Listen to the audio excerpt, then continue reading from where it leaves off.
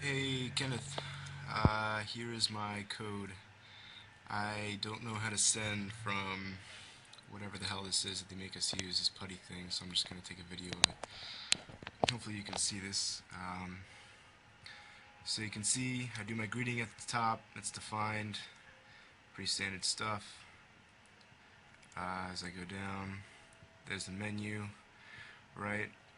And then, I guess you can figure this out on your own, but I made it so that their choice, like I changed their choice, whatever they give me to choice.upper, that way that solves the problem with whether or not they enter upper or lowercase. If choice A, anything that's hashtagged out, just ignore it, pound it out, whatever. But basically, they give me a number for choice A, or sorry, yeah, they choose choice A and then they give me a number, and we have to check for three things. You have to make sure that it's greater than 0, less than 255, and that it is in fact a number and not like a letter or something like that. This is my check for decimal to binary. Um, this is the loop that I used. I basically set checks equal to false and then had a while loop and said while they're all false, keep checking. Um, and the reason I have like user number uh, uh, changed it to evaluated after it's checked for the digit thing is that it can't check digits if it's like evaluating a string. I don't know. I guess you can figure this out just by looking at it. Hopefully, you can see it kind of well. That's what I did for A. You get down to choice B, similar stuff. Same idea. Is it a digit? This one I just used 3 separate while loops.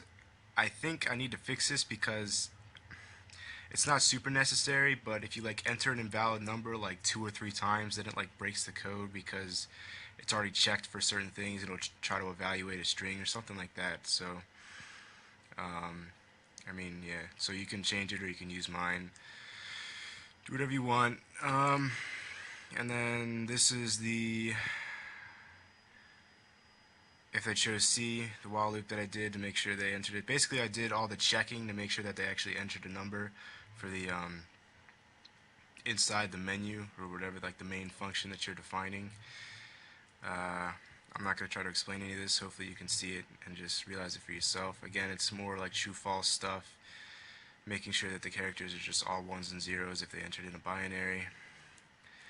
And you go down to D here, that's just one they want to exit, so I say have a nice day. Alright, and then I had, this is again still in the menu function, I have this elif statement at the bottom, sorry, this else statement.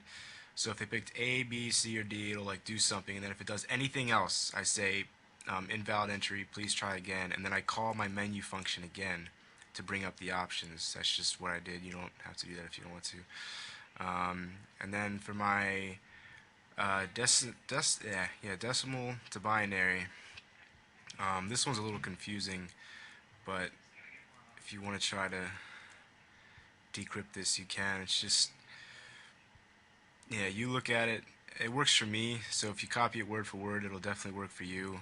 It's pretty straightforward.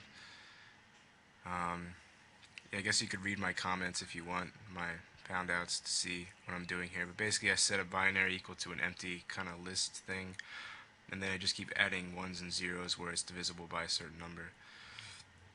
And that keeps going on because you like basically, since binary works in powers of 2, you start from 128 since this is 8-bit, and you go down to 64, 32, 16, all the way down to 1, and that's when you add your last 0. And then I return the number and print the number. Yeah. For binary to decimal, I recently did this one, and I haven't got it working yet. I think I still need to have a return statement at the bottom, but you can look at it. This is like a shorthand way of doing it. Theoretically, if you wanted to, you could do like a reverse. You could like reverse engineer what we did for decimal to binary and figure that out. But this is how I did it. Kind of hard to explain, but again, I don't know how to send code, so I'm just doing my things. And then at the bottom, that's just me calling the greeting and then calling the menu. And then within the menu function, that's when I call the other 3 that I'm defining, like binary to decimal up there, or decimal to binary in other places. I still haven't gotten, decimal to hexadecimal down yet, but I have a, hold on one sec. turn on the light.